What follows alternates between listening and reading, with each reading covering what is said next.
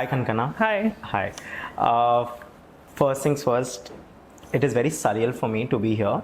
I'm being very honest because most of the times I do travel, but this travel was with a certain, how do I say, passion. Right? Passion. Yeah. Okay. So I have traveled to different places to interview different people, but then I never interviewed a cinematographer or a director or a filmmaker. Okay. Anytime by traveling. They have come to the studio, I've did it, but then travel and do a podcast with a filmmaker, I've never did it. Okay. This is the first time that I've traveled from Hyderabad, especially to Kolkata, and then actually sitting with you, doing a podcast with a filmmaker. So this is very important. I mean, I am a movie buff. I love movies, and I think I have a little passion for the cameras and the lights, and of course, movie making or filmmaking is like the next thing. I'm very excited. Right? How was the traveling part, though? The traveling part was nice. It was nice. It was with great knowledge, I'd say. I've had my own learnings. I've learned that people are good and people are also bad. I think that's the beauty of travel, right? Yeah. You figure out that there's certain people who would do anything for you, and they just go out of their lane and also help you sometimes. But then there are also people who are just unnecessarily mean to you, right? And I think that's where you get closer to yourself, right? Because you react to people in a certain way. I think people, if you ask me why people are there, like why there are so many people, I'd say people are there so that we can see who we are reflecting on what. True. Right? True. I mean, if I'm with you, I'm reflecting this personality of mine. But let's say I'm with someone else. I don't know what personality of mine comes out. And perhaps the accumulation of those personalities makes me as a person, right? How am I with someone who can help me, or with someone who doesn't help me, or who can't help me, or with someone who's extremely rich, or with someone who's extremely poor? So I think when I talk to all these people, I meet them, I understand for whatever time I can with them. I think that's where I learn more about myself, right? And I believe that that's what makes me at the end of the day my personality. Because let's say you ask me define yourself in 3 words. I think I would define myself based on what kind of people I'm meeting and what kind of reaction I'm giving to each single person that I'm meeting. And do you carry them forward with you? I think it does, and that's where you change as well. Right. That's where you change. That's where you get mature as we speak. But having said that, I want to understand what's travel to you. What's travel to me? Yeah, because you just mentioned, we had a couple of conversations, and you just mentioned that travel is very sacred to you. It is very sacred. Yeah, which is to me as well. So I want to understand. There are very few things which are very sacred to me. One is traveling and one is painting. Okay. So, and that's very personal to me. So when I travel, I am not with like this agenda or this itinerary that I have to do this, I have to do that. It's just finding, I think, revisiting myself. We are almost on the same line of definition of traveling, because even I find different sides of myself when I'm traveling. I love to travel alone, and I love to observe people. I love to see the mannerisms. I think like traveling for me, I cannot define it in one concrete sentence. It's with the emotion that I start that trip, and how it changes by the end of that trip. And who do I come back as? And where do I go from there? So it's always going to be different, but at the end of the day, I am a person who is kind of a nomad. I don't think I belong to any specific space, even if you ask about, I was born in Kolkata. I'm based in Los Angeles. I work in Mumbai. I work in Assam. I work in Kolkata. So I do have a place to stay in almost every other city. When I open the door of my apartments and I'm like, okay, is this home? Is this home? So for me, I feel like I don't belong to one certain place, and traveling kind of is a constant reminder for me, because I pass strangers. I've spent my birthdays alone in New York, and I've been like, sitting in a restaurant eating my dinner, and there's a beautiful couple on the other side, and they're like, oh, you're such a young, beautiful lady, why are you eating alone? And I'm like, oh, it's my birthday, I'm just celebrating. And they're like, come and join us. So, for those couple of hours, I just met 2 different individuals, strangers who I'm never going to meet again. I kind of like absorb their energy. I'm like a sponge when I'm traveling. Like I absorb energies, I absorb a lot of things. So as I said, it all depends on the starting emotion with which I start the travel and the emotion with which I'm coming back. Right. So it always differs for me, and that's why it's very sacred for me. Right. It's very beautiful, but then one thing that I noticed is when you say that your life is more like a nomad's, I want to understand, is it beautiful or terrifying sometimes? Because there is a certain sense of freedom, when you're a nomad.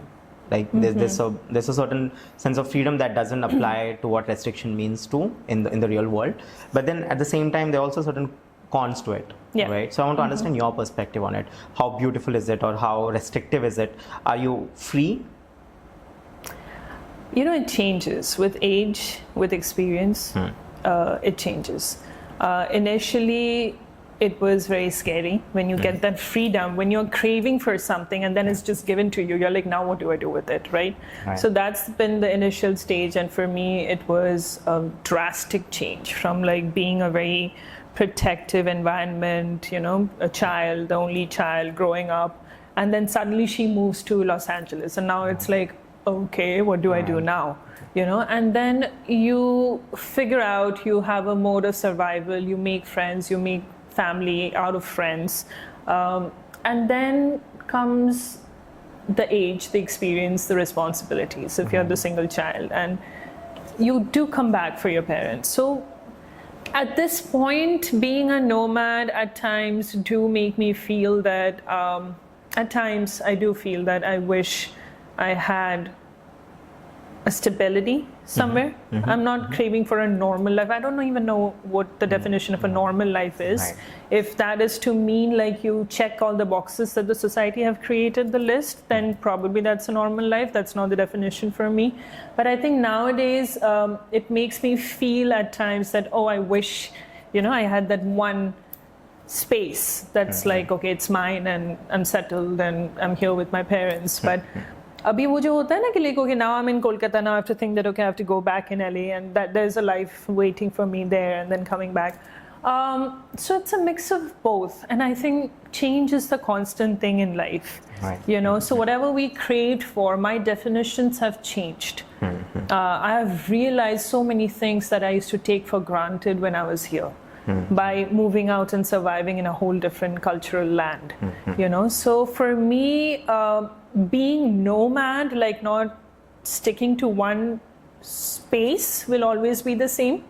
But I think the feeling and the emotion will keep on changing, because I believe that change, you have to keep on changing. And I'm a very curious person, so I think. Right. The life, please. So, the life that you're living, it comes down to lots of sacrifices. Lots of losing out on people or emotions sometimes. So I want to understand the journey of yours that you have lived so gracefully. What are the things that you have let go? And do you have regrets? I don't think I have regrets. Let go, like a lot of maybe relationships you have to let go, and that can be any kind of relationship, and I don't want to have regrets, but I want to have like, okay, this is what I would love to do more, which is spend time with my parents more, and reconnect with my school friends more, and just visit Kolkata more, see Kolkata. I am a foreigner. I feel like a tourist in my own hometown. So I do want to explore those narrow lanes of Kolkata. I do want to explore everything when I come here. So that never used to be the version of me 5 years back or even 2 years back. I think like the more as I said, with experience and with age and maturity and everything, there does come, even if you're a nomad, there does come a certain sense of gravity from within, or a groundedness from within, and that makes you curious. That empties up the space for you to know more things around you and not just be in your own self-centric world. Like in the movie, this girl, like she's very much in the self-centric world, and by the end the world kind of expands for her, that there are other things other than just me. So I feel like that has been a change for me, and the sacrifices, I feel at times if you do move from one place to the other a lot. The pros is that I, for example, know my culture. And now I've been exposed to the Western culture. So I know the benefits and the cons of both the cultures. So as a storyteller, that's a great thing for me. As an individual, that's a great thing for me. But the cons, if I'm to say, is that I know either of the cultures properly? Is it very superficial? Is it very like idhar se utha liya, udhar se utha liya, like just grabbing the bits and pieces? So I question myself that at times. That am I knowing any one culture thoroughly, or am I just floating? With wherever the waves are taking me. And because when I board the flight from Los Angeles to Kolkata or Mumbai or to India, now I feel like I shut. How in a laptop, like you have too many browsers open. Right. So I feel like I shut down the LA browser and I open the Indian browser. So because I've been through a journey where I used to try and find bits of LA in India in the working environment, and that's not going to be possible because the temperament is different, the culture is different, the way people are brought up here is different. So you cannot find that, and that used to kill me from within. That used to really make me question, like, what is the point of anything? And that's when I realized that there are very different beings and entities, so you cannot try and find one in the other. But what you can do is decide for yourself as to what works for you when you're in India, and you want to keep that along with you. And what works when you're there. So it took a long time. It was a constant battle within, which I didn't know. I was projecting it more on the outside. But see, I cannot change the outside. I can only change my perspective. So it took me a long time to realize that. And a lot of experiences, good, bad, the ugly, to get to that point, I think, Now that I'm talking to you, now I can see Kankana's reflection on the movie Rerouting, right? Because I thought it's a great script. I thought, she enacted great. But then now I understand where that characters have come from. But then here's a question for you, and I want a very genuine answer. As the movie Rerouting, right? Am I supposed to give spoilers or should I not? How should I put it? Oh, whatever you feel like. I feel like, at the end, let's say, the characters, they understands or let's say there was an epiphany where they knew what's actually important in life, and that actual importance comes from when your world expands, when your world expands from the characters to their parents, to their family members, or to another character where humanity comes, right? So basically we saw that in the short film there's an epiphany, and in that epiphany they realize that the selfishness, the self-centered world is not the real world what they actually thought was, but it was different. And so I want to understand, since those were the characters written by you, and now that you have lived your life and now you're this person, do you think that's the meaning of life at the end, an act of service for the people you love? Is that what life is all about? About understanding that there is more to it than you. I don't think I've understood life yet to answer that. But at the stage that I am, the Kankana that I am right now, I've realized that more because I try to survive in a different land, and that's what has taught me that there is more to it than just a self-centered thought process. Because I've had experiences where a random stranger or something very strange has happened, and in that moment you go like, oh, whoa, what's happening, why is it happening with me? And then when you process, you go like, okay, that did change a part of me, in a good way or a bad way or whatever. And now from this point onward, I am probably going to give a fraction of a second more before making a decision because of what happened. So I feel like the name itself, rerouting, it's because when the GPS keeps on saying rerouting when you're in on a wrong route, you don't instantly always take the right route. You don't pull over. You don't. So even in life, there are ways of, I was listening to this podcast the other day, and they were explaining it in a very different way, that life does throw signals at you in very different stages. It's up to which level does life have to go for you to realize that it's trying to tell you something. So for rerouting, even in life, we have so many situations, red flags, but we don't always stop in that moment and be like, oh, I've understood what is happening. Right. You take time, you go through it, you process it, and then you realize. Right. So for me, at this moment, the basic idea for life is like, it's an enigma. Right. It's completely enigmatic to me, and it's very magnetic at the same time. It's up to us to decide if we are going to be at the receiving end or the giving end. But whatever end you're at, you do take something with you at the end of the day. Right. So if you ask me now, probably there are moments that somebody's touch or somebody's presence for a very brief second or an action has impacted me and changed the definition of life for me, or the meaning or the purpose, if you say. So yeah, I feel like anybody has the power to, as you said, like you were traveling and you saw, like, how people react to you, and you find out the side of yourself. Right. So we are very receptive, even though we don't realize it, and we are meant to be receptive, So yeah, abhi ke liye to this is my definition that, one beautiful thing about the movie Rerouting,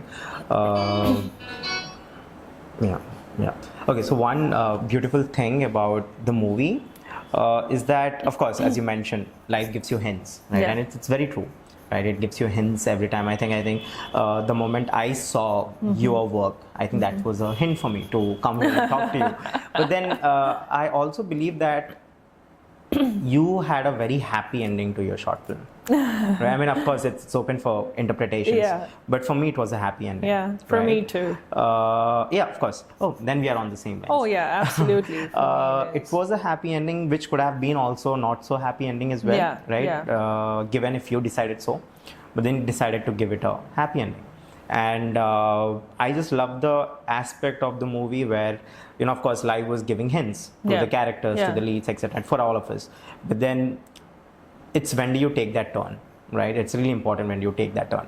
And I felt that rerouting the characters in Rerouting, it was not too late for them, right? I think that was the beauty for me. Yeah. Because anything would have happened. Imagine, I mean, I don't want to give the spoilers, but then imagine anything would have happened. Yeah. But then they have took the turns at the right time. Yeah. Or perhaps maybe at the time where they wouldn't say it was too late. Yeah.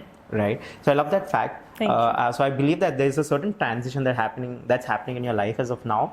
I don't know, maybe theoretically or artistically. I just want to make it sound so that maybe there is a transition in your life. Yeah. Yeah. And I'm just eager to see how Kankana would look like after 5 years, not look as in the finishing ones, but as in what kind of person you turn out to be, because you're learning, and I think that's the way artists live. Yeah. You constantly grow. Yeah, I mean, in our acting school, they used to say that, okay, you're graduating today, but you do start becoming somewhat of an actor after 20 years of life experience. And you never realize that when the teachers are throwing those words at you, but when you get out there and you're working and you're seeing things, that's when you realize okay, that's what he meant and she meant. Right. Yeah. So Kankana, without the cameras, without people around you, without when you're just with yourself, not in your self-centered manner way, but then yourself as in a room and you're just with yourself, what kind of a person are you? Thinks a lot. She thinks a lot.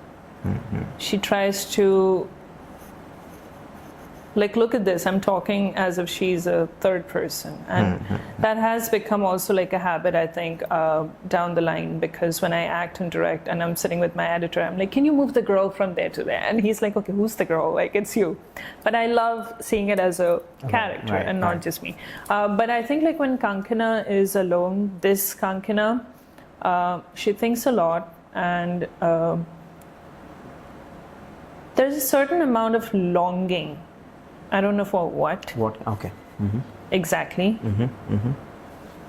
But as the days go by, I feel like there's a certain amount of longing. It could trace back to, your question of the pros and cons of being a nomad or whatever you name it. But there is certain amount of longing. There's a certain amount of curiosity about everything. Like, why is it structured in this way? Like, whatever that is. She loves to read books. She enjoys a cup of coffee. And I think like down the line I've figured out what triggers me, what doesn't trigger me, because as an individual, like I haven't reached the stage of complete detachment yet, that nothing, I don't expect anything is from that necessary even, Kankana? I don't think I want to, because then that stops me as an artist, that stops me from growing. Like if I need to have this stage where I don't expect anything from anybody and I'm like, nothing bothers me, nothing affects me, then I'm stopping that artistic side of myself, which does get driven by hurt or anger or, expectations or laughter or anything. So I'm shutting myself down. As an individual, do I want to achieve that? No, not really. Like I'm very much happy with I'm very happy that I can be vulnerable in front of my close friends. Right. I don't think being able to cry or being vulnerable is a weak sign, as the society tells you. So I think the Kankana that she's alone, she does cry a lot if she wants to. She dumb scrolls a lot. She watches things a lot. And what I want to achieve is moments of laughter alone. I don't know if that's possible without trying to depend on something. Right. So I'm very like, I can laugh, like I love to laugh. I love good sense of humor. I love good company. I'm not a very extrovert person. I am an introvert, but I do open up a lot with people with whose energy matches, for me. So I feel like I want to find the process. I don't want to like achieve it, but I want to work on toward being the Kankana who can laugh alone, and because otherwise she's very comfortable with herself. But and it's been quite some work to reach there because I wasn't comfortable with myself. I wasn't growing up. I barely have any pictures of myself because I was always behind the camera. I always thought that I wasn't good enough or whatever, But going to acting school, being in LA, has given me that confidence that, okay, I am enough, and I can probably do it. And I don't need a certain amount of validation. We all do need certain push, but I don't need constant validation anymore. So I think like Kankana wants to learn to forgive herself more easily. And she wants to, by doing that, I think she'll be able to have a genuine laughter with herself. Right. So yeah. That's very deep. I have lots of questions. I think that's what I love doing, what I do. I just get to live those moments of my guests as well. Right? Now I'm back there now with the Kankana who was not very comfortable with her. And I somehow want to rescue her now. That's the kind of idea that I go along when my guest gets to this vulnerability and share it with me. And it's sometimes it makes me teary as well. I really feel it. I am myself teary now. No, because you are a very receptive person. I think that's what makes us. I mean, the fact that you're taking or making this attempt of traveling from Hyderabad to Kolkata by watching a film and finding more about this lady or woman, whatever, that shows your drive. That shows you do genuinely care. It's not for money or for your channel's growth and blah, blah, blah. All those things are byproduct of what you do. But it's your genuine curiosity that has brought you here. So, and that was also the reason why I was also okay to travel to Hyderabad, because after we spoke on the phone, I did feel that energy. I'm very strong and intuitive towards energy. I don't know why. Like, that's been always with me, but I think it's been very recent that I've started to acknowledge it. All right. But because for the longest time I used to be like, why do I not like that person? It's not done anything to me, but why do I not feel like I want to be in that room? But that's you believing your intuition, and you should listen to it if you have strong intuitions. So for you, you are very receptive, and that's why it hits you. Right. No, of course, my childhood has been completely different, right? Of course, not as like, of course, everyone's childhood is different from each other's.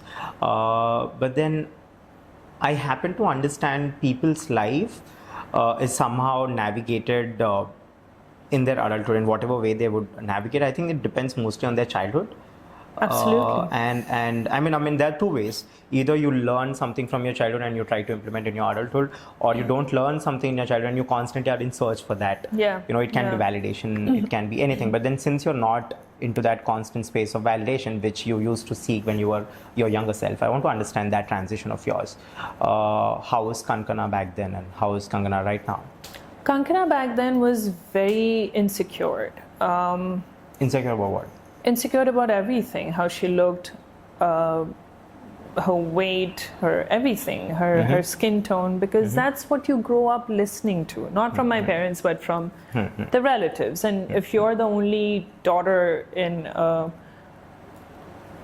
Brahmin family which had some, thought process and everything, so you were never enough, so Kankana back then didn't even think that, oh my God, a guy can actually like me. So the first time I understood that somebody is flirting with me was when I was in Los Angeles. And I was very naively sharing, because in our acting class, we would always have to share with the teacher, like, what happened so far before you enter the classroom.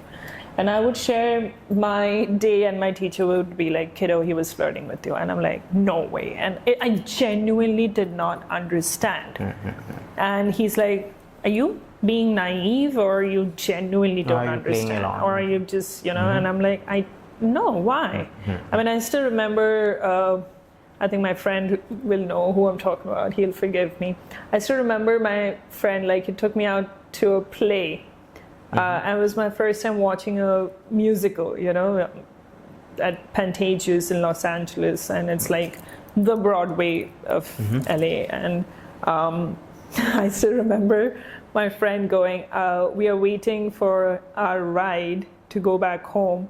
And he's like, I think I really like you. And I am thinking something is wrong with this guy. Like, what is he saying? He doesn't know what kind of a mistake he's making. Like, why and how can somebody like me? So my instant reaction was book a frickin' Uber and get the hell out of that place. So I didn't know that. It was so like this constant questioning, like, why? But why would people give me a compliment? It was so hard for me to take compliments. I would do a play and my teachers would wait for me backstage and they would come and give me a compliment. I would be like, yeah, thank you. And this New Yorker acting teacher, he was like, just say thank you. Because I waited for you to give you this compliment. I'm not doing this just to be nice. It's coming from within. So if you just say, yeah, thank you, like, then you're disrespecting the other person as well. You need to believe that you deserve it. Otherwise, nobody else is going to believe that. So a lot has changed, and I don't know what kind of a person I would be now if I never left India. If I always remained in the protective, homey environment and in the society, or I would probably have a very different temperament and different way of looking at things. But now the Kankana that I am, at least I've learned to genuinely listen to somebody's compliment or whatever they're saying and reciprocate after processing it.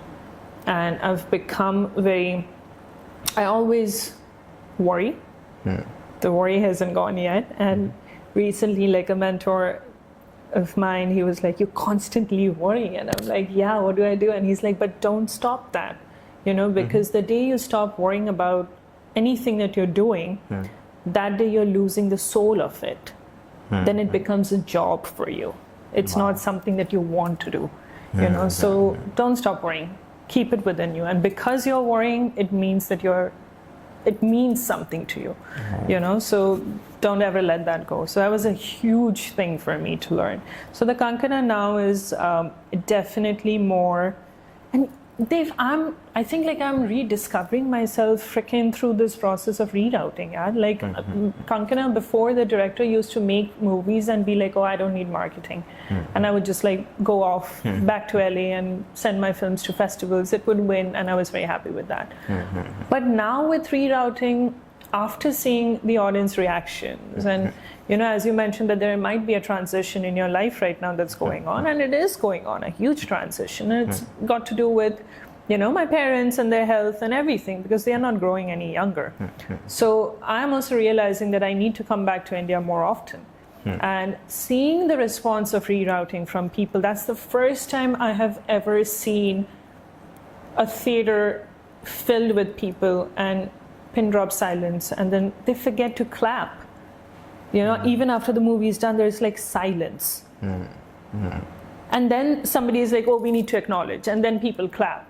And then when we come, and I've had a psychiatrist come to me in Mumbai and be like, she looked like she just came out of a daze moment, and she was like, I will talk to you, I'll get back to you. And she just left. And then 2 days later, she sent me a frickin' dissected review about the characters, about this, about that, from a psychiatrist's point of view, which I've never had in my life. I never knew that Kankana is able to go to Mumbai, frickin' pick the most prestigious place for her films, a short film screening, and fill the theater within 8 days in a city where I don't even live. So understanding the marketing side, understanding that, yes, I should do this podcast. Why not? Like, this is the new me, which I am discovering every day. Yesterday, I was talking to my friend. I'm like, dude, I didn't know that I would even give a two, shits, if that's a bad word, please. Two shits about like marketing, and knowing. But in this process, I've realized how much we can come closer to individuals. In Mumbai, we did a thing. We went to random people in Prithvi Theatre and Versova, and my cinematographer and I, and we just showed them the trailer, and we were like, would you want to watch something like this? And you won't believe the reaction, because when they're watching, and then they see me, and they're like, it's you. And then they're like, oh my God, it looks so beautiful. Who shot it? And it's like, it's her. So in an instant, they feel like, oh my God, the makers are right in front of us. And then there starts a communication. And it's no longer a distant gap between your audience and yourself. So you learn so much. My cinematographer and I, we are both very similar, and we are deep thinkers. At least we love to believe so. And while we were coming back home, we are like, dude, what was that? Like, you realize how much people are also craving to minimize this distance between the makers and the audience. We talk about the industry's dying, this, that, economy, it's bad. And then there are people who make decisions and who say that, nahi, logo ko ye pasand nahi aayenge. But on what basis are you saying that? Did you do any thorough research? How many times do you get out of your air-conditioned office and talk to people, really? So it was a great learning experience for us. No, I love what you did. I want to understand what made you do all these things. Well, that's another question. But the question right now is, no, not the question, but my insight, my 2 cents on this is, when you ask these people out there, when you went to people and you showed them the trailer, I had seen the clips, I think. Yeah. I just felt that somehow it was just a thought that struck my mind. I felt that, this could happen when you're new to a place. Right? I'll explain you. I don't know if it's right or wrong. I'd want to understand your point of view. But then I feel that, so let's say I'm in Hyderabad. I somehow, no matter how I am, I develop certain inhibitions that stop me from doing something. Right? As in, I can't go onto the street and want to talk to people there. because I feel that this is my place, people will watch me. But then when I was in Kolkata yesterday, no, not just this, but whenever I go to other place other than Hyderabad, I don't care about people anymore. I don't care about who's watching me. I mean, I do care about people, but I don't care about what's their understanding or perspective on me, right? I feel like I can be someone who I was always inside, but never expressed it in a place that's familiar to me. So when I go to an unfamiliar place, I don't know, there's some beast that gets unlocked, and I'm like, cool, I can go talk to a random stranger on a bus or on the road, right? Or perhaps maybe taking a tram here. Yesterday I was talking to people. It just comes out very naturally to me. And I feel that what happened to you there, I feel as a third person, is that there were no inhibitions. That was a place where you're not judged. That's a place where you didn't know them and they didn't know you, and it was all about for the first times, and it's just very beautiful. I think so in that way, because I feel the same for me when I go to a different place. I feel like I can be anyone. There's no prejudice, there's no a past analysis of what kind of a person I am. But then when you go to a new place and you do certain kind of things, I think there's no inhibitions, you can be yourself. And I think that's where you express to the maximum. What is your take on it? Yes and no. Because I did have inhibitions, because I'm showing my even now glimpse of work, especially the Mumbai situation, to people with the follow-up question that would you like to watch something like this? Do you want to come for this screening? So we went with a certain agenda. You know, I think like I wasn't confident. That day was scary for me when my friend suggested, because she suggested that to me because she was like, whoever I'm sending the invitation card to, they're not responding. But when I'm sending the trailer, they're like, we want to come and watch it. So she had this idea that why don't you go out and, you know, gather people's reaction and then post it.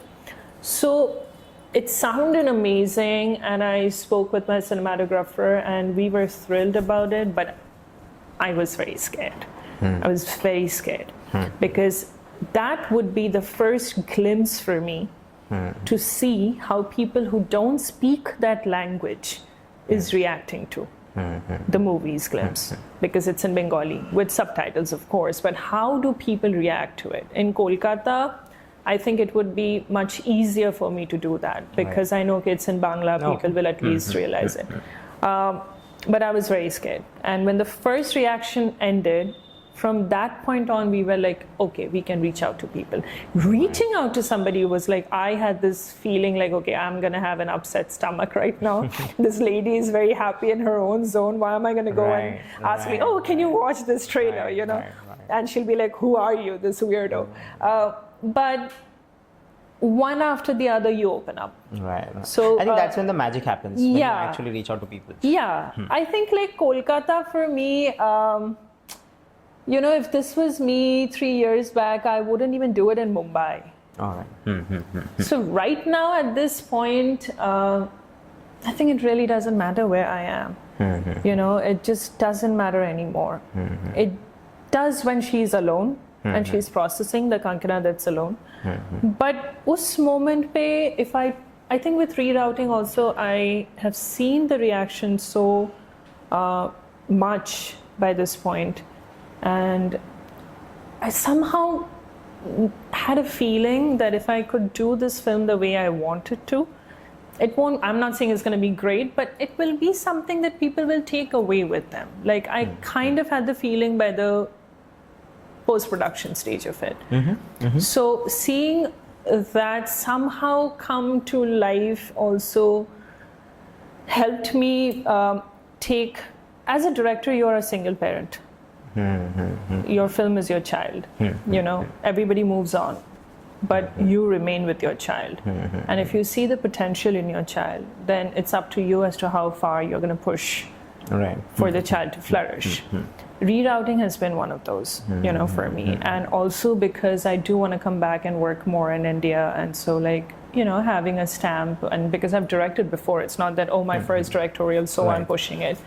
But I want it to be out there, and I strongly believe that this is not a film for a festival run. It's a film that's meant to be watched. And just watched, that's it. So OTT platform. So I want to keep pushing for it. That's how it came. But I don't think I would have inhibition Because, I used to make videos for Mr. Bachchan on his birthday. Right. So I've even done this thing that I always felt that, okay, us privileged people, I'm calling privilege in a whole different meaning, who's had the opportunity to meet him, I'm privileged and grateful. So what about the people that sell flowers early morning in the streets of Kolkata? What about the lady who has this tea stall for like ages, and she definitely knows about Amitabh Bachchan. So I wanted to reach out to those people. What about the yellow cab driver, the Punjabi Sardarji, so, and what about the guy who is selling gubbare like by Park Street and is polishing shoes? So I wanted to reach out to those people and get their messages for Mr. Bachchan. And trust me, it was scary for me. Because I'm like, what am I going to do? Just with the camera, I'm reaching out to this guy. Look, so what do you want to say to Mr. Bachchan? And there were so many of them who said, Mr. Bachchan thori na dekhenge. Like, it's not going to reach him. Like, you're wasting your time. And I'm like, but still, what would you say if you had the opportunity to say something? And that kind of was the first time that I realized that I could reach out to people, and also my background of documentary filmmaking probably subconsciously came out. I don't know. And I'd send that video to Mr. Bachchan and he watched it and he got so emotional and he had separate messages for everybody. And then the next day I went out and I found everybody and showed them those messages. I couldn't find this one Chalmuri wala. He wasn't there. But I showed it to everybody, and then seeing the reaction on their faces, I think like from that stage onward, I knew that there is something that I can do it. Like I do have a way of reaching out to people, and in a very I think it's really important as of now, and I really felt it was very natural as well, the way you were, and you were really wanting to talk and genuinely have that connection. I love knowing people. I'll just share something. What happened yesterday, we dined at Arsalan. Okay. Right? I didn't know how big Arsalan was until I arrived here, until everyone were like, you want to eat biryani, mutton biryani, I'll go to Arsalan, until that. And then I went there and I happened to meet the owner. Oh, okay. Yeah, and I just told him that, hey, I'm so and so person from Hyderabad and I do podcasts. I'd love to interview you. And he said yes. Right? I mean, that's simple. I mean, you don't know. I mean, I came here and I am privileged as well because I'm talking to you. Just how you were privileged talking to Amitabh Bachchan, sir. But yes, I was like, I came for you, and then I just randomly happened to see him, and then I spoke to him, and now I'm about to do an interview today. I don't know at what time, right? So I think that's the beauty of outreaching. That's the beauty of talking to people. And of course, rejection hurts, but then who cares?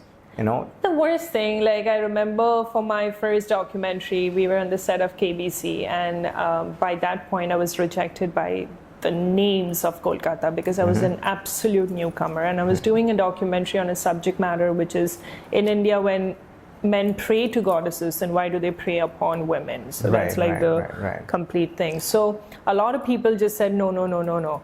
But when I was in the set of KBC and it was just me, my best friend, and my parents, that like how you were mentioning about the recording stopping after 20.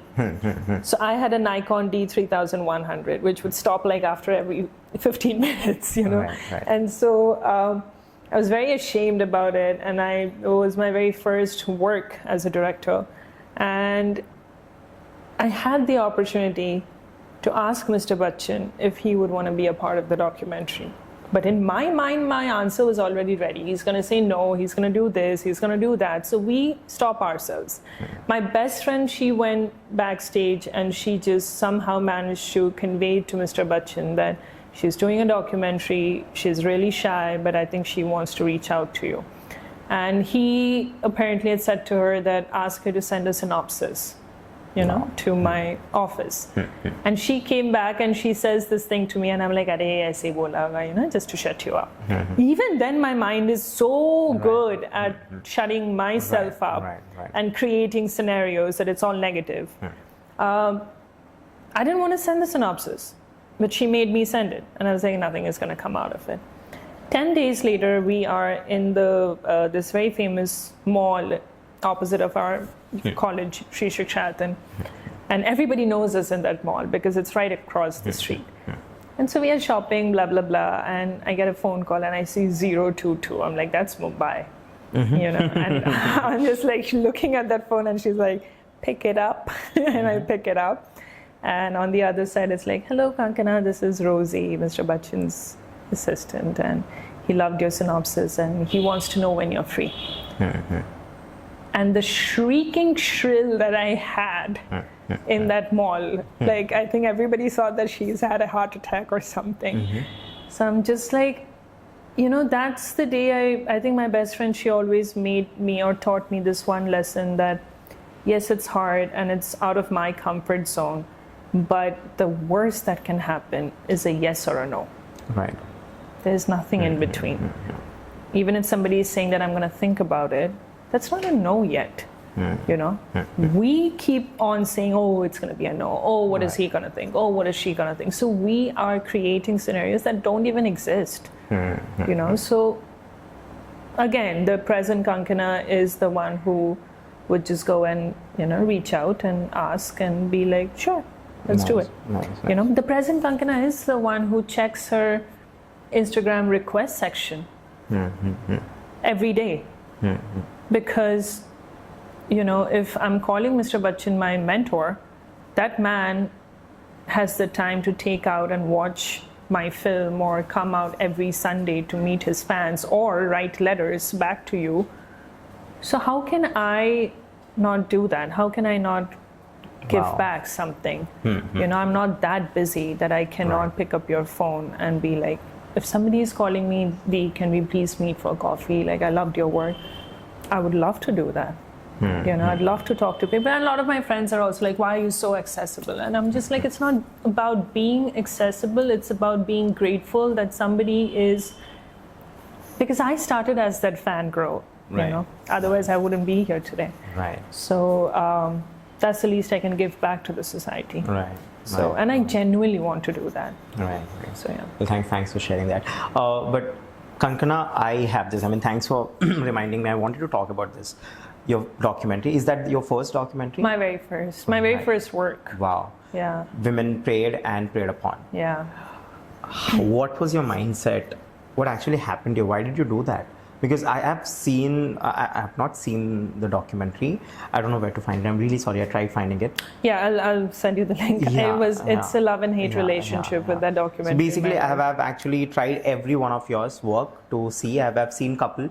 The one that I could find. I don't think I've seen. No, the acting part I've seen, but then I did not see the written by as well. I couldn't see. I'll send it. I've tried a lot, but then your first documentary and on such sensitive topic, right? And the audacity, you know, as a debutant.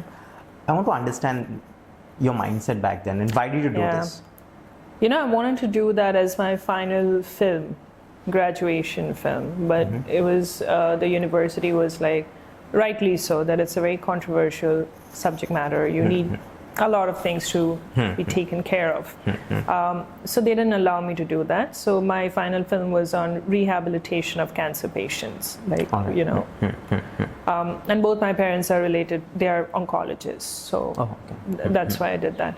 But at that point was the timing when the gang rape in Assam happened, and then Nirbhaya happened. So it was just happening. And all I could see, and I was 21 years old then, and all I could see was just, you know, social media, people just expressing an outburst. And then by the starting point used to be about the person, or I don't want to use the word victim, but about the individual. And then somewhere down the line, it would just become about them. And the person is forgotten. And while you're talking about the person, the media used to like re-rape them. It's like nothing is given to them, you know? And then it's just constant exploitation. Yeah, and it's just like it fizzles out. And then again, something happens, again, everybody starts just outpouring on social media, and especially on Twitter, because Twitter was pretty new back then. And I remember and I always had this question in my mind that I'm not very religious as a person, but I always had this question that, okay, I see the men in my family, they bow to goddesses and then they leave. And what's the guarantee that, it's nothing is going to happen when they're outside and they see a human being who is female. Right. So like, how does that happen? Like, it used to be a constant curiosity. And I remember writing on Twitter one time that, like, what's the end product? We just keep on showering our negativity, our anger, our this, or that on a social media platform from the very comfort zone of our homes. So what are we doing about it? And then there was a journalist, I forgot her name, but she was from Times of India, who wrote back to me, what are you doing as a woman? And that for me was just like, that's it. Because I had this idea anyways back then, and now it's the time, I'll do it. So we went all over India, and I also wanted to understand, until then I never really understood how Durga Ma idol is made. I knew there is a place called Kumartuli, I knew Durga Puja, I knew everything, but I never had the curiosity to know, like, who makes a Durga idol, like what are the stages of it, and that's celebrated. Then why is a childbirth or finding the gender illegal in India? So those were the curiosities that started. So we did the documentary in 3-act structure. It's like, what does a woman stand for you? You ask yourself that question, and then you start watching, and then you see the comparison between Ma Durga and a girl child being born. And then comes the middle part where it's like, is it time to stop or still continue after you have shown all the violences that you possibly can imagine? And then you show that if a woman wants, she can also be the version of Ma Kali. So it's doable. Right. It's reachable. And then the documentary ends with, maybe it's time to stop praying on them and praying with them. So, so those are the 3-act structures. And we live in a society right now which is very dicey. And, I used to get phone calls when I was making the documentary, and I was too young and naive to not have legal backing at that point. And by that point, I had Mr. Bachchan in it, I had Shyam Benegal sir in it, Sureka Sikri ma'am, Rima Lagu, like you name it. And I didn't have a legal backing. And I had the individuals who suffered.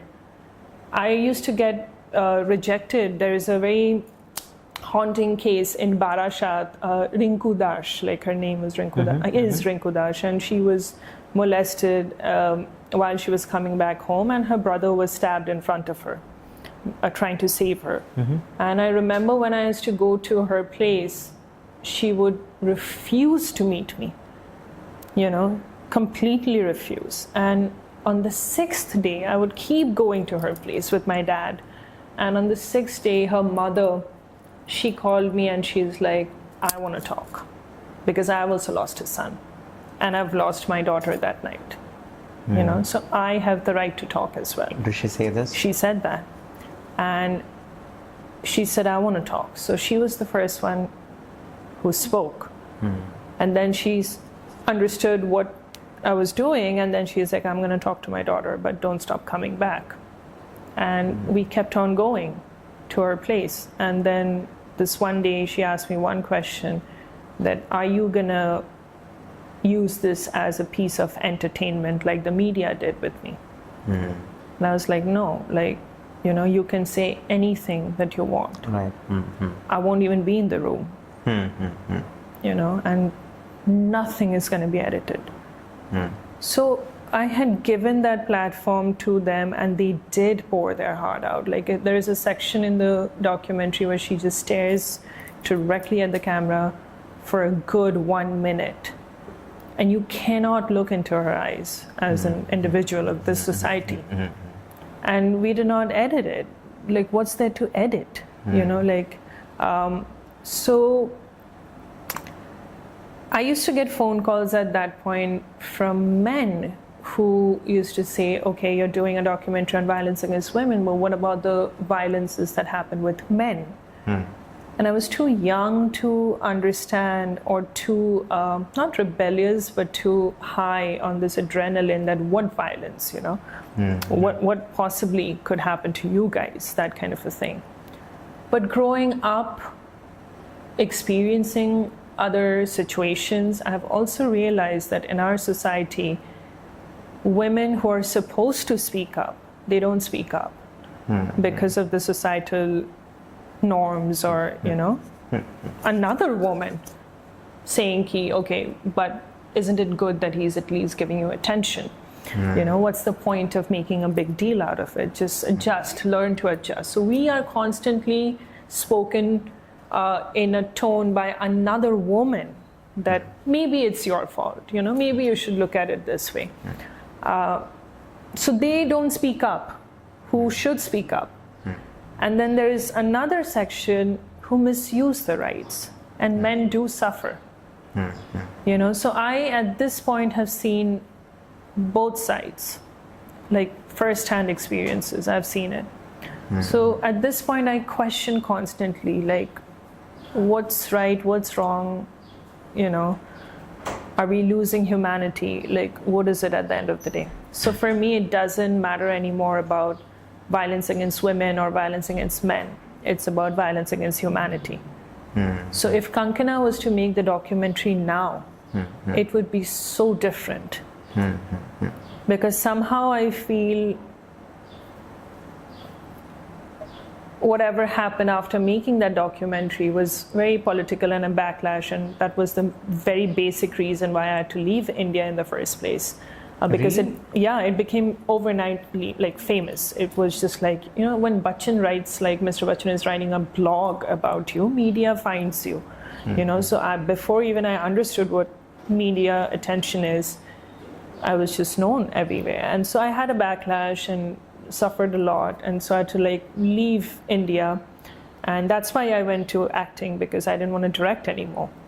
So, but the point being is that now I have seen so much, like I've also seen men suffer for no fault of theirs, and somebody else misusing a law that's meant to protect your gender, if you're to say so. So being a woman, I question at that point, and now I realize those phone calls, you know, like, what about the violence against men? So if I were to do it now, I don't know how different it would be, but it would definitely be different. And I think it's about humanity, it's about human rights, you know, it's not about stop this divisions. The divisions and categorizing everything is, I am not going to deny that biologically you and I are different. You cannot deny that. Right. But at the end of the day, if somebody is coming and slapping you, and if somebody is being very nice to me and I'm not even protesting, it's the same thing. Vice versa. If somebody came and slapped me, you would at least be like, okay, what just happened? You would be there for me. So that's what I'm trying to say. Like, it's a humanity. Don't lose that. And we are losing frickin' that. Because we are so busy categorizing everything. Short film, feature film, large short film. Forget that. Talk about the quality. Talk about the product. You make a big budget film, you make a big star film, you make everything, and it flops. Why? Because you don't really focus on the story. And that's the core of a film, of a storytelling. Why is it called storytelling? It's the same for individuals. It's human rights. It's humanity. Forget man, woman, girl, boy, whatever the heck it is. We have certain rights. We have certain, you know, right and wrong in the society. So the moment we start at least acknowledging that middle part, like the no man's land, forget India, forget Pakistan, forget India, forget China. You just see that no man's land. If you stand in that no man's land, that's when you start seeing both the perspectives, is what I feel. I mean, is what I've learned through my experiences so far. Lots of observations. You know, I believe that human lives have always been complicated. Yeah. Right? And I believe that whatever life you're living today, or whatever life I'm living today, it's because of It's because of all those very few people who have changed the way they used to live. Yeah. Right? I mean, go back to our grandfather's time. The way that they used to live was completely different. Yeah. Right? But then there would be that one person who would say, no, this is not the right way to live. Yeah. Right? And I mean, everyone are like comfortable sitting in their places. And then there's this guy sitting like, he just stands up, or a woman. Yeah. And they're like, no, I don't want to live this way. Yeah. And somehow it takes certain time to change. And then your father comes. Yeah. And then everyone again, my father, your father, people of our age, our fathers. Yeah. And then one father suddenly stands. Yeah. And he's like, no, this is not the right way to live. Yeah. And then a series of change happens after that. So I believe that whatever life you're living today is because of all those very, I wouldn't say powerful, but I would say women who knew their worth, has stood for themselves, and that's why you're here today. Right? And for me as well, the men, they have done it. But then I believe this constant balance would have happened till now if there was no particular man who stood alone and a particular woman who stood alone. What if they both would have stood at the same time together? Yeah. It's just that women never stood up when man stood, and the man never stood when the women stood. Yeah. And I'm saying this, when I say this, I don't mean that they did it on purpose. I believe that they did not have any idea that this could be also a solution that could be done together. Yeah. Right? But now, I think now we're changing, right? Yeah. Now we are standing together. I think now there are people who really wants to change certain problems that we face even today. And I would say actually many problems that we face today. I think we are standing together now. I think that's where the change is happening. Right, because when you stood up for that documentary, I believe you stood up, right? You were a girl and you stood up. You're a woman, you stood up. But there was no man who stood up beside you. Happening, or maybe let's say there was another director with you or other writer with you, perhaps your perspective would have changed. So I believe, okay, cool, it takes time, but then I really want to see the documentary. At the end, because most of the times you don't. I am not a great fan of reading synopsis. I'm not a great fan of looking at trailers or teasers as well. And I'm like, do you like it? So let's say you come to me and you're like, hey, let's watch this movie. Watch the trailer. I wouldn't watch it. No, I'd say, do you like it? Do you want to watch? If you say me yes, then I'm down for it. I wouldn't watch the trailer just for the sake of not ruining that suspense of the plot myself, and I'd rather see it than listen from you. Right? So that kind of a person I am. But then now that you've mentioned about the documentary and I've heard about whatever you've mentioned, I really want to see it. I want to see it for all the right reasons and for all the wrong reasons as well. Let me see. But of course, I think when it comes to art, you can never put yourself in someone else's perspective. You can never do it. I mean, I understand now that you say that maybe, you were back then 21 years old and you wouldn't do it at this. I mean, you wouldn't do now the same movie, or maybe the documentary, in a different way. But I believe that when you are an artist, you can never be on different perspectives. You can only be from you can only stand from your perspective, because the moment you stand from someone else's perspective, I think your magic fades away. Absolutely. You're not being honest to your craft because creation. At 21 years old, when Kankana was 21 years old, this movie was from her point of view. And that's the way she has seen the world. Right? Now you have seen the world. Now there changes. But I believe that was very true to your art, being that person for that 21 years old. What you know, what you didn't know.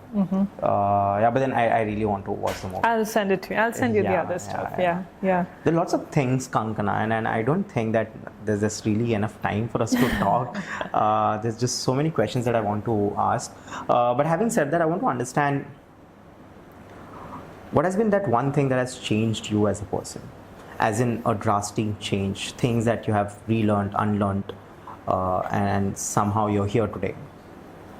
Or any incident that might have happened to you. Everything in my life has been so far, at that moment it felt like it's the opposite of what I wanted. But then when you look back at it now from like an out of body experience, you do realize that if it didn't happen that drastically, I would probably not have taken this step, and I would probably not have been me, the version that I am today. So when I talk about the drastic thing that happened after the documentary, if it didn't happen that big, I would have never left India. You know, if I hadn't seen Mr. Bachchan's Do Anjane while my grandmother is watching, I would probably not have been a fangirl, and I would probably not have found this passion that I have towards storytelling. If the documentary thing didn't happen, I would probably never choose going into acting. And I would never know that, okay, maybe I like acting. You know, maybe I'm okay to be in front of the camera. I'm not that ugly. I'm not that bad as I used to make it up in my mind. So everything that has happened with me so far and that keeps on happening is always drastic. At that point, it feels like, why me? But then when you look at it afterward, you've processed it. That's when you realize that if that didn't happen, I wouldn't have changed. So I cannot mention one drastic changing point, but definitely what happened after the documentary was the biggest starting point for change for me. Because I strongly believe me stepping out of my comfort zone was the big change for me. And I believe that everybody should step out of their comfort zone and try to survive, you know, in a different place, different environment, different anything, where you don't come in with a preconceived notion or a baggage. You just come in as a clean slate. Then how do you react? You know, so there isn't one specific thing, Dave, and I strongly believe that it's going to continue this way with me. And now I've probably found a way as to what works for me to a certain extent. I've seen it all. Like, I've gone through depression. There is no shame in saying, because it's not a taboo. You should talk about mental health. I've gone through that phase. I've gone through severe phases of it, you know, and it took me some time to realize that no two depression stages are the same, even if it's happening with you, you know. It's going to be different all the time, but the trigger points are the ones that you need to figure out and what works for you. You know, I used to be that person who, as you said long time back, that, you know, it's all with the childhood. So I used to be that person who used to be like, I'm all okay. You know, I'm all okay. But now I'm the person who can pick up the phone and be like, I'm not okay. I need some time. I'll get back to you. So I am okay with realizing that if that person really does care about me, he or she will be there for me. If they think that I'm overreacting, they have the right to leave me. You know, I don't have the right to hold on to anybody, but I have the right to protect myself first. So now at least I'm still learning. I cannot say that next time I'm like going to be depressed, I know exactly what to do, when to do, but at least I have the tools. At least I know what works for me. At least I know what are my trigger points. So I try to protect myself as much as I can. And that's the best you can do, because you cannot change the other person or how that person is going to react. You can only look after your action and reaction. So yeah, that's like. Does it hurt you? To? Yeah. To what? Like, or does it hurt to see people not getting you, people not getting your point, or perhaps the hurt that have caused you? It hurts me on so many levels, not just about things that has happened with me, but in general. You know, like little things like, why would you not? I feel like in our society, hierarchy is such a thing growing up that you bring it with you, even wherever you go, even if it's at your workplace. You know, so it hurts me to see, or being on a set where I see like a light man is treated differently a frickin' A-lister is treated differently. It's just like this stages of hierarchy. I'm not saying that it's not there in the West, but it's not so obviously thrown at your face in the West. You know, you can eat together if you choose to, but here it's like they'll not even have a bottle of water. They have to drink from some tumbler jahan pe pani hai. Then why can't we drink from there? You know, why will you take my time for granted? You know, it's like simple things like this. And what hurts me now is that people have forgotten the difference. I don't know if they ever knew it. Difference between the words sympathy and empathy. They are very different. We don't even have the time to pause and be like, oh wait, they're different. You know, and they don't listen.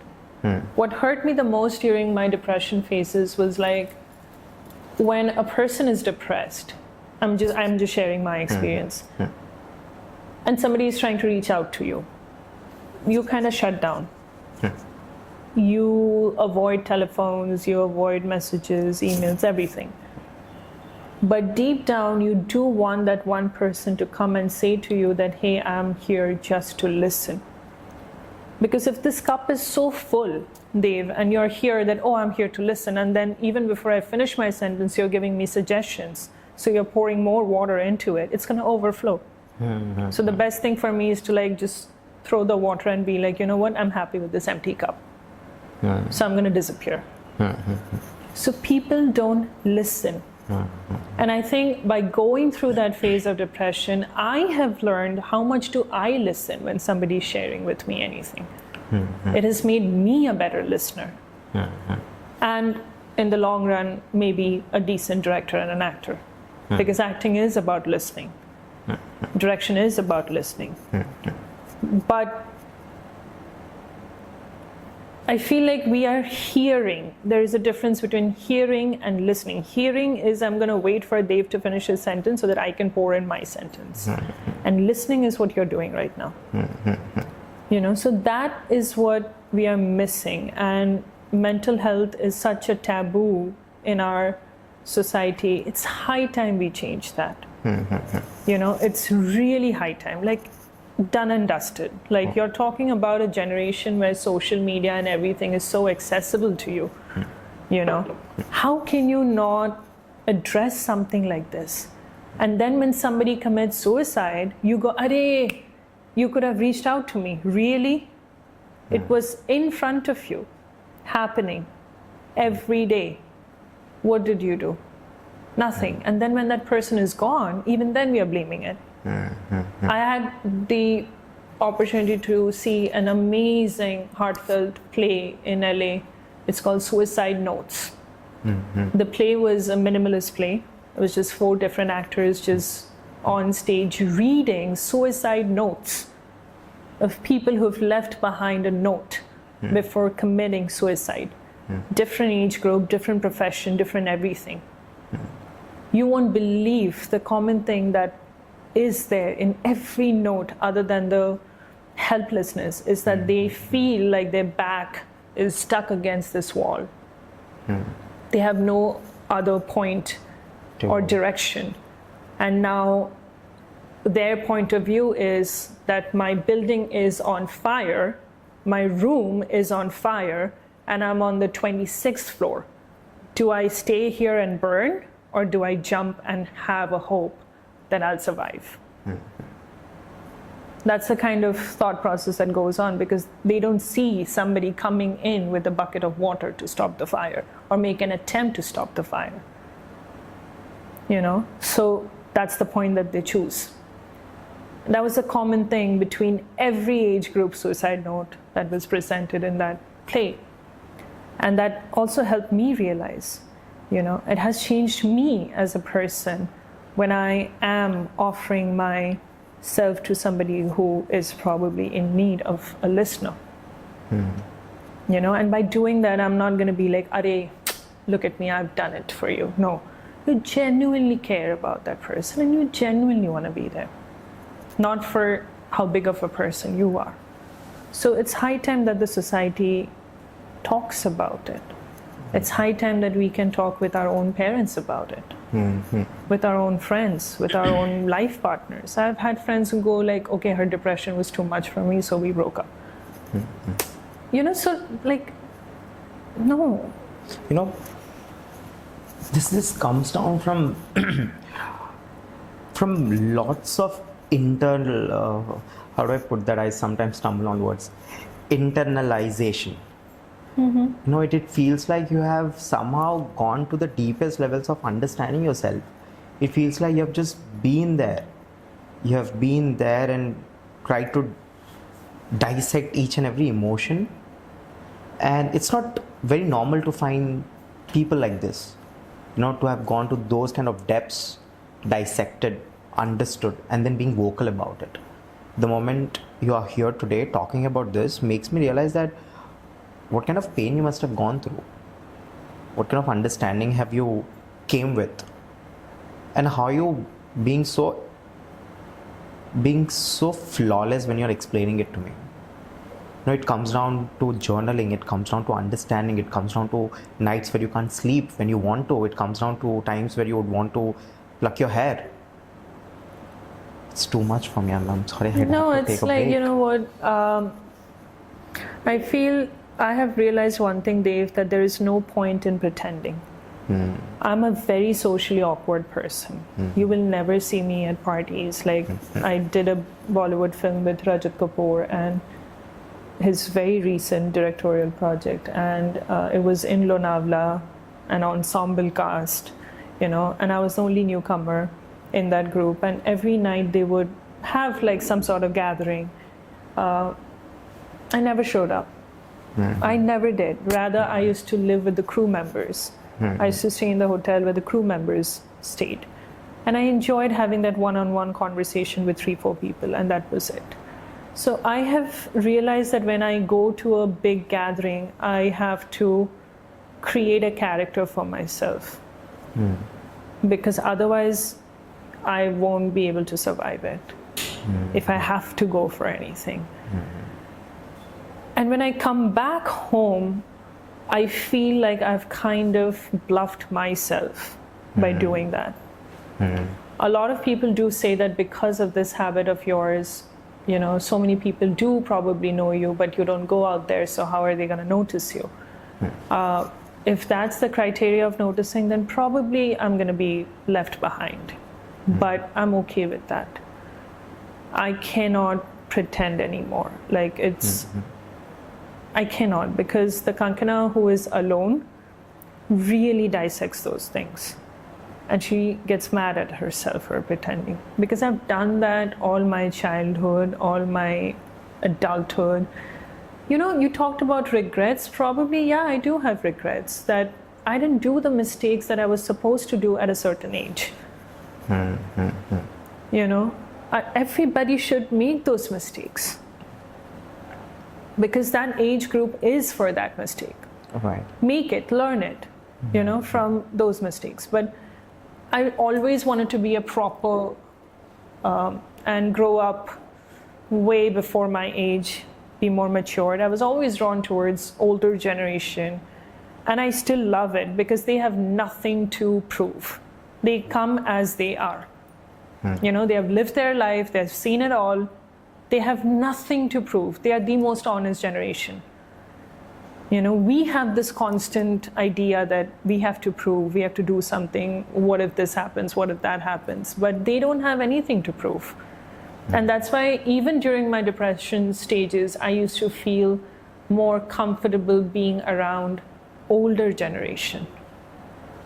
They would really listen. They would just be there for you. And I think a part of me, all my stories do reflect, if you watch Written by Anurup, a good friend of mine pointed it out, that they do reflect in a lot of interpersonal relationships, no matter the genre. Like, this is a psychological thriller, but at the end of the day, it's about the relationship between the two individuals. And some sort of longing, because even the end of rerouting, as a writer, if you ask me, I do have this, which has been pointed out by a lot of viewers that, is this the end? Like, are they never going to meet again? You know, so that longing is in all of my stories. Like, it's almost finished, but is it the end? You know, so yeah, I mean, that's me now. Maybe in 2 years down the line, I'll be a whole different person and make rom-coms and commercials. I don't know. Right. Which is nothing wrong in that, but right now, this is me, you know. And you're a very, very sensitive person. I'm a very sensitive person. I get it. I'm very sensitive. I'm very vulnerable. I'm very receptive. And, you know, it took me a long time to say these words out loud, that I am that. And I'm happy that you have said it to me, with me. I'm glad. Well, you've given me that environment, you know, so it doesn't happen, nothing happens one way. It has to happen both ways. So you giving me that environment and that safe space, I chose to do this podcast because of the way you reached out to me, and after our first telephone conversation, there was a certain honesty. When you said that I started doing, remember I asked you, why do you do this? And you said, like, during COVID, like, it just happened, and you were very interested in knowing about other people. That, I think that was the line that sold it to me, that, okay, this person is not going to come with preconceived notions. He would want to truly know the other canvas, you know. And I like these kind of conversations rather than interviews, podcasts, whatever you categorize it as. Excuse me. Whatever you categorize it as, I like these kind of, because whatever the timing that we have been talking, it's been human connection. It's not been like, oh, there sits an interview. And I've had interviews like that. Even yesterday I had an interview which is very like, okay, so what did Bachchan say? What did you do? What's happening with the film? What's next? So those kind of questions I've had. But if you ask me, I enjoy this. Because it's not preachy, it's just two-way communication, genuine communication. So, I'm grateful. Thank you for reaching out. Thank you to Divya, who's really watched and you reached out. Yeah, that's pretty much me. Right. So, from here on, what is it in store for you, Kankana? Like, in terms of work? Yeah, in terms of work, your personal life, professional life. How do you want Kankana to be from here? Well, Kankana, if it's like the final stages, whatever that stage is, she sees herself like in a small cafe in small town of somewhere in Europe, you know, having her own cafe. Right. Reaching that cafe every morning in a bicycle, you know, and then baking fresh bakery stuff, and there'll be a small one table, you know, 2 chairs outside the cafe, and anybody is welcome, you know, just strangers. Does she have someone to live with? Right now? No. To the vision that we're talking about. In Europe? I don't know. I think like she lives every day, like, you know, through people.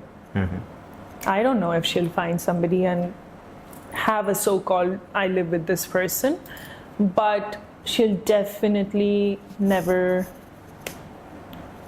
stop being curious and love meeting strangers. So that's why the cafe will have like an outside table with 2 chairs. It can be 3 or 4, I don't care, but 2 is mandatory. So yeah, so that's the final thing for me. But I do want to keep telling more stories.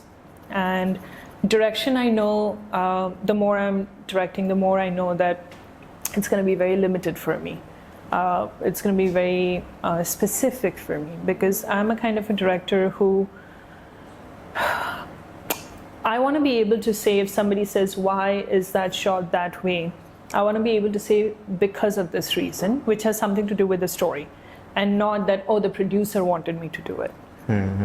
So I don't think I will be a director who will function under this commercial, money-making production houses, and that's why I have my own tiny production house. So I'll make my next film when I know I have the ability to produce the creative side of it.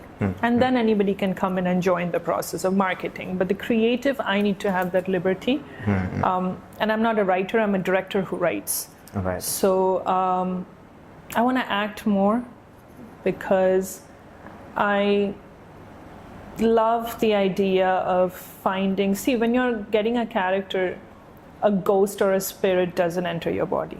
Right. You read the script, you find a common aspect of the character with yourself, and then you start building that character. But at the end of the day, it's you. So when I'm directing and acting, I like that more because at times I don't overthink. When I'm directing and acting, I'm the last person to have my coverage done when everybody's gone. So I'm pretty much acting alone. But, you know, if I'm stressed out about something the moment before and then I step in and I say action, that stress is not gone out of me. That stress does remain within me. And I just do it because subconsciously I know that I've written this character and it's within me.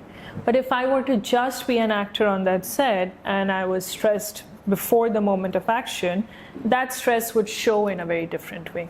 Right. Because then I'm overthinking. And I really believe in spontaneity. Like I loved when you said that let's not discuss because I want to be surprised, because that's very genuine, you know. And my people that I look up to, like Clint Eastwood, it's like, why does he take one take or two takes at the most? Because he believes in that instant instinct. And don't over marinate things, you know. So I love that. And work-wise, I want to do acting more. And direction is going to be very precious. Anything that I direct, like all the tattoos that I have on my body, they mean something. And they are very special. They're not just done for the sake of getting a tattoo. So direction for me is also very sacred, and the stories that I'll tell will be special. Maybe I'll direct very few in my life. I don't know if rerouting will be the last, but even then I'll be happy because I have done it my way. You know, and not because of somebody else. And I've been there. I've done that as well. When somebody else is shoving something and you know inside your gut that it's wrong, you know, and I've been there, done that. Never doing it again.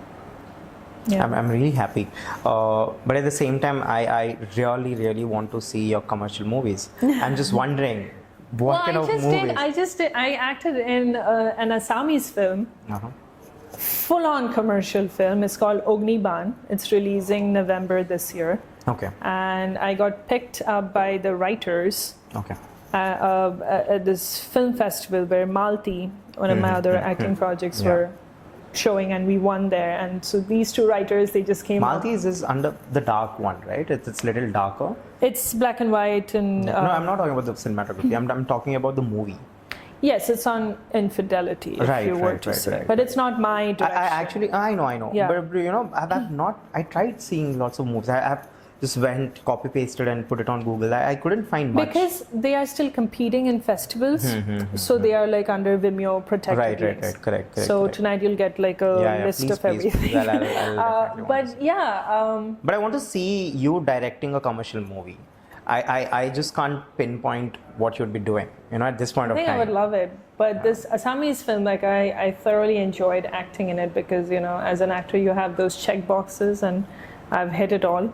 You've had like action, this, that, like. Oh, great. Love it. And in a different language, like for which you need to learn the language and work with their very respected actors, and the director is amazing. So yeah, I don't know how, even if I direct a commercial film, I would want to produce it and write it. Like those are the two things that I will never compromise on if I'm directing. No, I'm really looking forward to it. But having said that, a couple of questions more. I'm really sorry I'm taking lots of time. No, please. What's your relationship with your parents? Amazing. Roller coaster ride. Never been always amazing. Understood. My mother is like a Wonder Woman. Like when you said that because of what the women before did, and that's why she's been that for me. Wow. And she's a fighter. I cannot describe that lady. She's like the thread between me and my father, which is what Anurup is all about. Like Anurup was dedicated to my father. And my father and I, we share a very interesting relationship. I love that man to death, but we just constantly bicker, and it's like Piku. It's me and my dad, but minus the constipation. But there have been moments where growing up, I felt that my mother had to go through a lot, family-wise, because we came from a joint family. And she was the most educated, if you believe in class system, from her class, and she was the most professional, dedicated person and the most strongest human being I've ever seen. But she always couldn't stand up for herself. Again, because the women from even her family never stood by her side. So at that point, and you have a girl child, so it didn't come easy for her, because everybody in my family, they're boys. I'm the only daughter in the family. So. But I love the way she stood again, Yeah, I mean, whatever she did those things for me. Yeah. My dad... Did it come with lots of requests, crying, requesting? About letting you be the girl that she dreamt of? Well, I did not become profession-wise of course anything that they both dreamt of. But yes, I think she is proud, and she did suffer a lot to make me who I am today. My dad, I would say that his life has been his profession. I have never seen a doctor like him in my life. Like the love, the passion, the respect, the humanity that this man has towards his patients. When I see him being a doctor, he just goes way high up on a pedestal for me. But somewhere deep down, I think it took me a long time to forgive him for not being there as a father all the time or as a husband all the time. But all the discipline and all the love for my profession that I've gotten is from my father. And all the strength of rediscovering myself every day is from my mother, I think. And now they have a whole different equation, and things change. You grow old, the child leaves the nest. The system is structured in such a way in our society. Nothing is bad that you live with your parents, but the parents are also individuals. They are growing. They are growing at different paces. Nobody gave them a manual as to this is how you need to bring up a child and this is how you need to fix your things when this thing happens. There is no manual. They are figuring it out, and they are two very intelligent, with huge heart individuals who are growing at a different pace. So there was nobody to let them know that it's okay, that you can grow at different paces. If you grow ahead of me, there will be some tussle and there will be some friction for me to either come up to your level or for you to step maybe a 2-step back and help me come up to your level. So there wasn't those informations available to them. So, but as a single child, yes, you do suffer. And that's why I said that I had to be more mature than my age, like grow up really faster. And now I have learned, for the longest time I used to be like, I'm okay, I'm over it, I've forgiven everybody. But I realized I didn't, and that's why I did Anurup. And that was my way of finally accepting and acknowledging that I actually didn't, and I wasn't okay. And now I've come to a point where it's like I try to see it from their perspective, what they were. Like, as you mentioned, that Kankana at 21, when she did that documentary, that was the true perspective. Right. So now I try and see what they were at that age, when there was literally nobody, because the society was different. You know, they didn't have too many access to every decision that they wanted to make. Even that doesn't mean that my mother was stupid. No, she was a freaking intelligent, bright, independent woman. But the baggage came at that point of the society. I really love how you somehow forgave for the wrongs, and also accepted that that has come from a point where even they didn't know whether something is right or wrong, because I believe we're all human beings and we're just growing by numbers. Yeah. Just because you have a bigger number than mine doesn't mean you would have the same emotional levels that I have, or the same intellect in terms of human relationships that I have, right? And we somehow see parents and we believe that the more elder to us, so they know it better. But sometimes the human beings just figuring it out. Yeah. And that's so relieving, because once you get to that point of realization, not by listening to any podcast, but by experiencing, your life changes.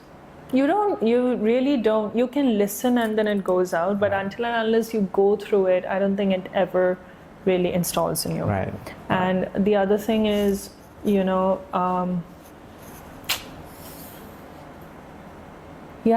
I feel we grow together. Like, it was a huge change for me when I had to move to LA, but it was also a huge change for my parents, because they even never spent a night without me being by their side.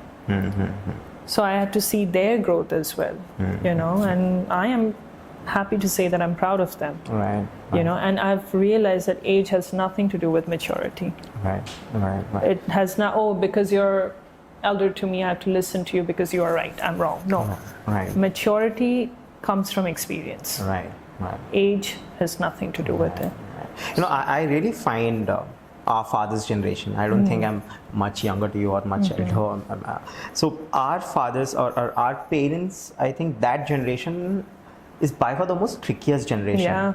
I believe, I don't know how they navigated it, but if you're here with me talking to me and I'm here with you talking, I think they have navigated good. Decent, right? Absolutely. Right? More than because at first your father had to fight the patriarchy. Yeah. Right? Because imagine his father being disappointed in him by the way he's treating his wife, instead of treating his wife as someone who's just here to make a home, cook, make dishes, etc.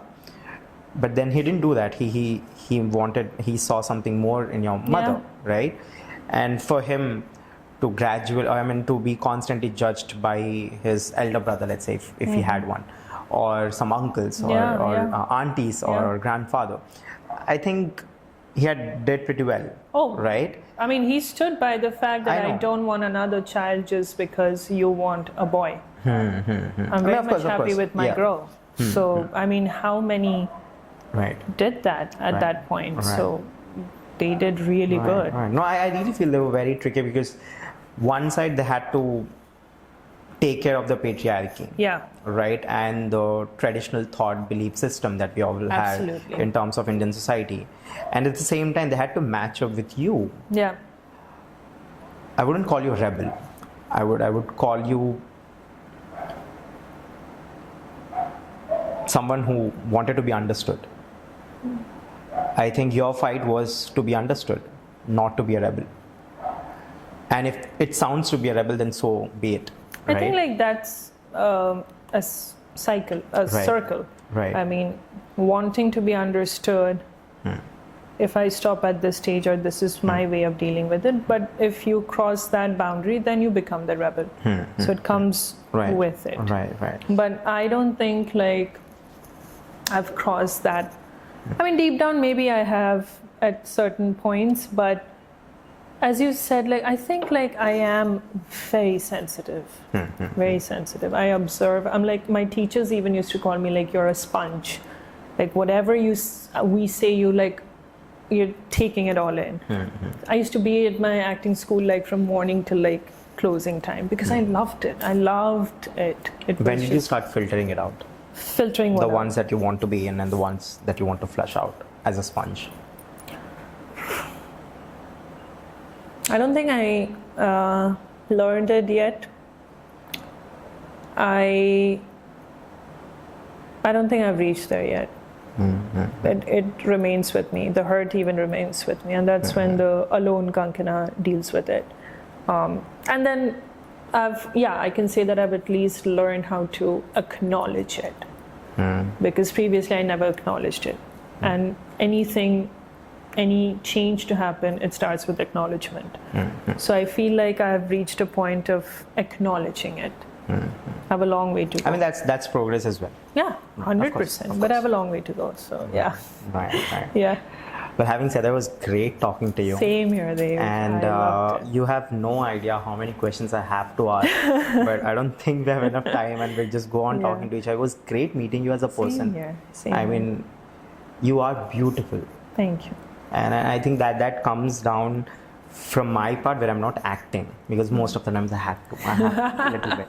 I'll be very honest. But then, just refreshing. You're like this pudina chutney with a what is it called with pudina chutney? The kachori, the hot kachori. Kachori or something. I don't know what you serve in Kolkata, but back in Hyderabad, we have this. Kachori? I think I think Khasta Kachori. Club Kachori has. Right. I don't know. So they give pudina by the side, right? Just to make sure that the oiliness or the harsh thing is somehow balanced. Yeah. So you that pudina for me. And I really enjoyed talking to you.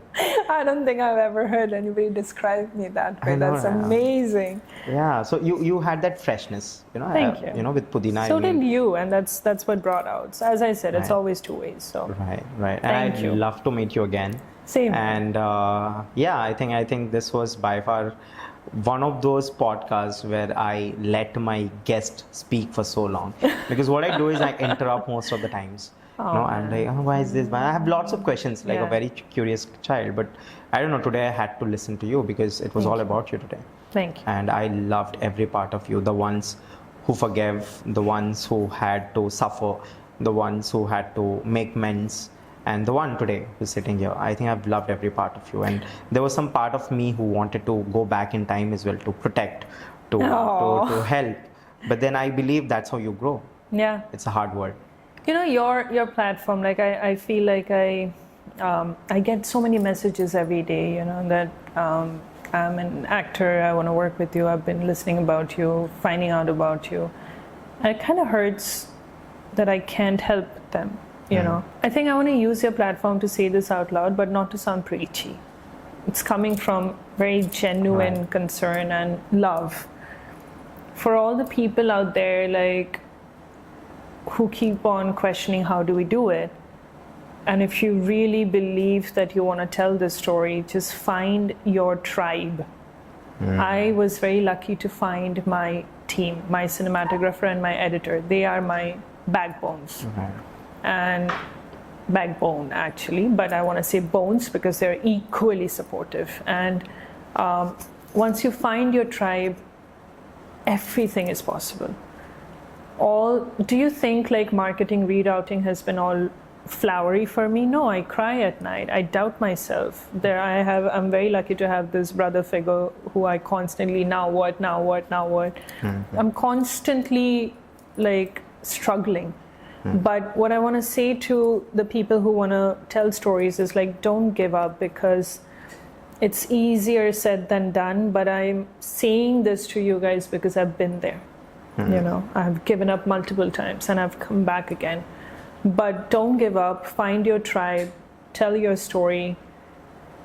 Don't let this categorizations bother you, like, oh yeah, I'm a short filmmaker. People ask me, when are you going to make a feature? I'm in no rush. I'm very happy telling my story. within 35 minutes. You know, so just don't let those things affect you. Filter them, tell your story, find the tribe. And to the parents out there who know that their kids have a certain passion towards storytelling, maybe give them one chance, you know, to prove themselves. Because my father, his only condition was like, if you want to do this as a profession, study, you know, and after 2 years, if you still love doing it, that means you want to do it. So maybe give that chance, you know, and be there for each other. We are so busy about like, you know, I'm not going to share this information because she's going to get the part, I'm not going to get the part. There can never be that. Nobody can be the same. If I do a part, I did Kuhu, I did the girl in rerouting, somebody else, she would have done it in a different way. But it would still be that character, but a different version of it. So don't think that somebody is going to steal my luck because I'm sharing the information. This is the most stupidest thing that has been taught to us by the society. And I've learned this being in LA, because when I go for a commercial audition, I am competing with freaking 5,000 Indian women. You know, but if I am bringing something to the room and I leave something after I'm gone, people will remember you. So there is nobody stealing your jobs. So be a little bit more open-minded, help each other out, and stop this false definition of women empowerment. Women empowerment is not about like, oh, men and women should play rugby together. Like, no, that's bullshit. You know, women empowerment is like understanding another woman, being there for another woman, be a listener, be there for a man who needs you, you know. So just don't forget the humanity, don't forget, and don't get caught into the categories and the do's and don'ts that the society have set for you. Create your own do's and don'ts, and as long as you're not harming anybody with those do's and don'ts, I think you're okay, yeah. You're gonna grow, you're gonna learn. At least you can say at the end of the day, it was my mistake. Right. It wasn't because of him, you know, or her. It was my choice. It was my mistake. That's it. Thank you. Thank you. And we have a part 2, maybe 2 years down the line. We'll definitely have. And it was great having you again. Same here. I'm sorry. Thank you for having me with you, because I have come down to Kolkata. Thank you for coming down to Kolkata. Right. Yeah. Thank you. Thank you. Yeah. Thank you so much.